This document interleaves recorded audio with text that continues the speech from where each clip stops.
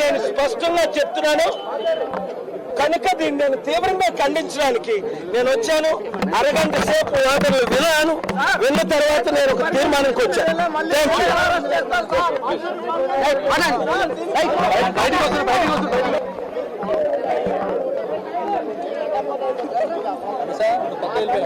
It is any petition is that the court will be decided and the action will be taken by the higher officials. We cannot decide, we cannot talk that about.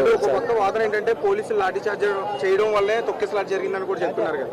Yes yes అదేమైనా కానీ consider చేసుకుని investigation అన్ని జరుగుతాయి. కానీ ఇప్పుడు investigation stage అని different అండి. It is not the investigation stage, it is the primary ground that complaint లో ఏముంది, లేకపోతే తర్వాత వేరే యాక్టివిటీ రిమాండ్ చేసినప్పుడు ఆ రిమాండ్ లో ఏమున్నాయి, ఎలిగేషన్స్ ఏమున్నాయని కన్సిడర్ చేస్తారు.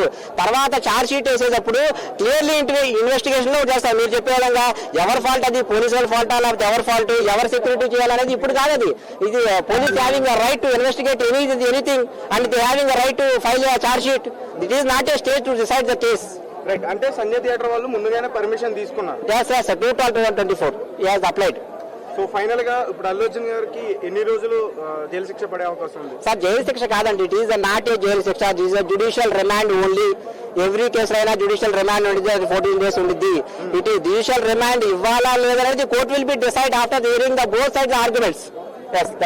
ఇప్పుడు రిమాండ్ కి తరలించే అవకాశం ఉందా, లేదంటే ముందస్తు బెయిల్ ఏమన్నా మంజూరు చేసే అవకాశం ఎక్కువగా కనిపిస్తుంది? అదే ఇప్పుడు డిసైడ్ చేయలేమమ్మా, అది చూడాలి. సార్ చెప్పండి.